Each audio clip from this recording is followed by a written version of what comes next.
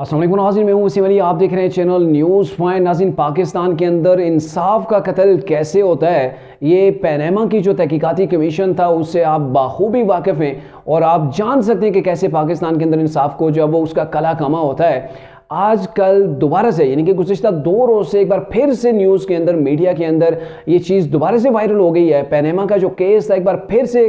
ज़ुबान सतह आम हो गया है और आपको याद होगा कि पनामा का मामला किया था और इसमें किस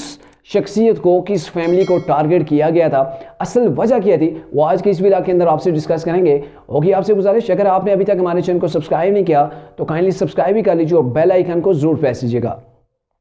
नाज़रीन, पनामा का मामला आपको याद होगा कि क्योंकि ये ऐसा मामला था जिसके अंदर पाकिस्तान के 3 बार के मुंतखब प्राइम मिनिस्टर को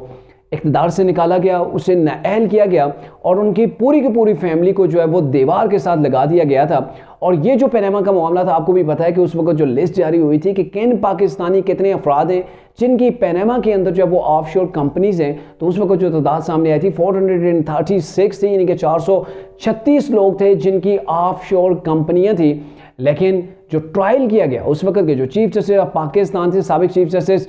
जो साकिब निसार थे, उन्होंने स्पीडी ट्रायल करवाया और ट्रायल करा के उन्होंने सिर्फ एक फैमिली को टारगेट किया और बाकी 436 में से जितने भी बाकी थे नवाज शरीफ के अलावा, उन किसी का ट्रायल नहीं हुआ, किसी के खिलाफ जो वो तहकीकात नहीं हुई। केस ही जैसी नवाज शरीफ को सज़ा हुई, फौरी तौर पर उस चीज़ को ठप करके रख दिया गया और अभी तक वो मामला जारी है, लेकिन इसके ऊपर कोई जो है वो पेशरफ नहीं हुई है। और अभी से दोबारा ये न्यूज़ के अंदर इसलिए आ गया क्योंकि जो सुप्रीम कोर्ट के मोस्ट सीनियर जज हैं जस्टिस तारिक मसूद, उन्होंने एक अहम पॉइंट जो है वो इसके ऊपर रेज़ किया है। यानी कि आप कह सकते हैं कि अब जो पहले अवाम के अंदर तासर पाया जाता था, मुस्लिम नून उस वक्त जो क्लेम करती थी कि हमारे साथ नाइंसाफ़ी हुई है, व्हाट्सएप के ऊपर JITs बनती रही हैं, मनपसंद अफराद को कमीशन के अंदर शामिल करने के लिए व्हाट्सएप के ऊपर धमकी में जो है वो कॉलें आती रही हैं।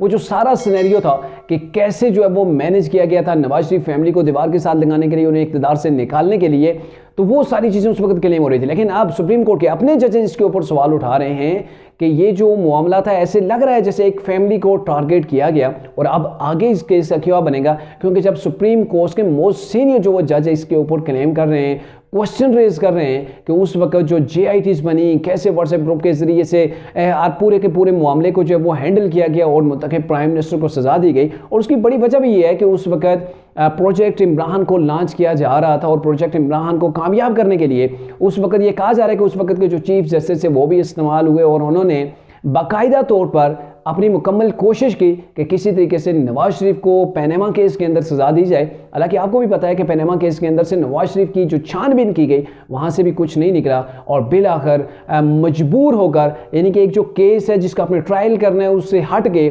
सुप्रीम कोर्ट ने जाके डिसीजन दिया, अकामा की बुनियाद को बनाया गया जो है वो, उसकी बुनियाद के ऊपर नवाज शरीफ को नाअहल करार दिया गया और उन्होंने कहा गया कि आप सादिक व अमीन नहीं है, क्योंकि आपने जो बेटे से रकम लेनी थी वो आपने डिक्लेयर नहीं की अपने एहसासों के अंदर, इसलिए आप सादिक व अमीन नहीं रहे। और अगर आप सादिक व अमीन नहीं रहे तो आप प्राइम मिनिस्टर ऑफ पाकिस्तान रहने के भी अहल नहीं है और नहीं आप पार्टी की सदारत जो है वो करने के काबिल हैं, इसलिए आपको सियासत से किक आउट किया जाता है।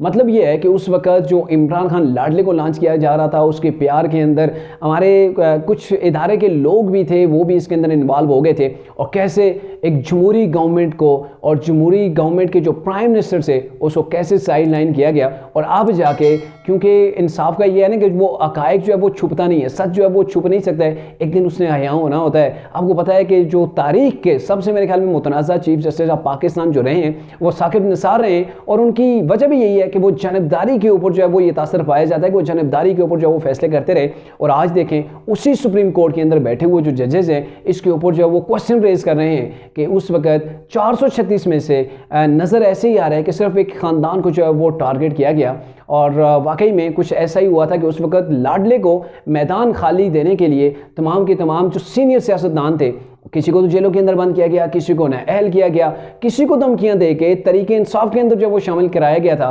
ताकि लाडला यानी कि प्रोजेक्ट इमरान खान को आगे बढ़ाया जा सके और सियासी मैदान उन्हें साफ दिया जाए ताकि लाडला अकेला ही मैदान के अंदर दौड़े और फिर वो फर्स्ट पोजीशन के ऊपर आ जाए। तो वो सिनेरियो था। लेकिन अब दोबारा से अगर ये केस जो है वो अगर जैसे आगे अब चल रहा है 1 महीने की, अभी तो उस 1 महीने बाद दोबारा से हियरिंग इसकी होगी, लेकिन अगर दोबारा से इसकी हियरिंग होती है, दोबारा से अगर तहकीकाती कोई कमीशन बन जाता है, या फिर जो पार्लियामेंट है, पार्लियामेंट इसके ऊपर एक्शन लेती है, एक जो है वो कमीशन, जुडिशियल कमीशन जो है वो इसके ऊपर बनाती है, बिठा देती है, और उसके बाद अगर तहकीकात होती है तो इसके अंदर जितने भी लोग मुलव्वस थे, कैसे जो है वो मैनेज किया गया पूरा सिस्टम, और कैसे एक प्राइम मिनिस्टर को सजा दी गई पनामा को जो है वो बुनियाद बनाकर, तो मेरे ख्याल में जो साबिक चीफ जस्टिस ऑफ पाकिस्तान थे और जो उनके साथी जो जजेस थे, मेरे ख्याल में वो मुश्किल के अंदर आ सकते हैं, क्योंकि ये जो फैसला था किसी और को जो है वो टारगेट नहीं किया गया, सिर्फ एक ख़ानदान को किया गया था, और इसलिए किया गया था ताकि नवाज शरीफ को इक़्तिदार से हटाकर जो लाडला है उसके लिए स्पेस बनाया जा सके।